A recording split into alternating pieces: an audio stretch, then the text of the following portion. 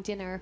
I don't know why. Like Tony mentioned, a very dear friend of ours, John Turbot. We love you, John, who's, you know, a part of this team. He was most recently diagnosed with cancer. And we actually didn't know at this point that he actually had cancer, but he was, you know, getting tested and so forth, and we were waiting for the results. And so I was flipping through, and I found this poem on death. And we were having dinner, and I was really moved by it. I was deeply moved, so I was sharing this. So this was about an hour before this happened. We ate our dinner, we went to sleep, and you know, I felt the plane drop, but I just thought it was turbulence at that point.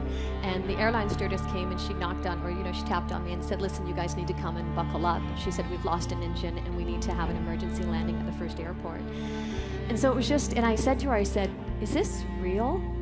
Like, is this really real?" And she says, "It's very real." And so, you know, we all got up and we sat in our seats and we buckled up. And in that moment, a text came through, and our dear beloved friend John, and we just found out that he was diagnosed with leukemia. And so the death of ourself, or the possibility of the death of ourself in that moment, plus just reading his own experience, we sat there, we looked at each other, we held hands, we prayed.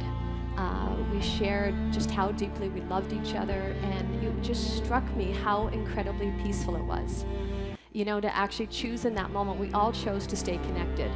We all chose to stay in love in that moment. And earlier that day, you know, I wasn't thinking of death besides that poem in that moment, but it made it acutely real. And I thought, oh my gosh, if this is my last moment of life, I don't want to miss it. Being in the future, I might die. Being in panic, it was just so savoring the moment of that connection and being present to life, being present to each other. It was gorgeous.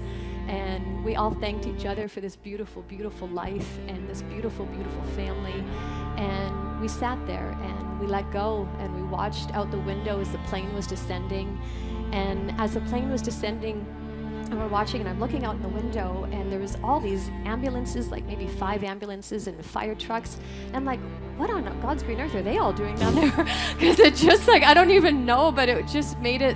And I was like, holy smokes, in that moment, realizing that this FBO, this airport was open so that we could land the plane, and all these, you know, medics and so forth were rushing there. And it was just such a surreal, gorgeous moment of life. And it just struck me that death and life are so close, and it was just really no different than living if you let go of the future projection of the fear of what may come.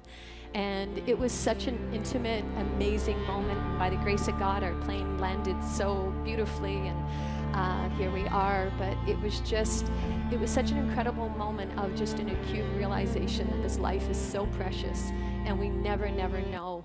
And to love at that level, to choose love each and every day, to choose love with your beloved. It's like one thing to say, I love you, and it's another thing to actually offer that currency, to actually offer that presence, to offer that joy, to offer that connection to each other, to your beloved, rather than the expectation what they should be giving us. And ask yourself, if you were to die today, how would you love? How would you give to everyone in your life, not even just your beloved, your parents, your children, to actually show up and expose your heart and give all of you in that moment? I think it's what we're really destined and called to do. And I had the privilege to live that truth with this man and my family and Mayor the other day. It was so incredibly gorgeous, and it hasn't left me. I felt it changed me as a human being, and I was humbled, and we were ripped wide open to the gift of life. And don't let or allow life to come with a death sentence, and at that moment start to live. And we've had the privilege of the humbling experience of that with our own bodies in this last couple of years of our lives, and it wakes you up.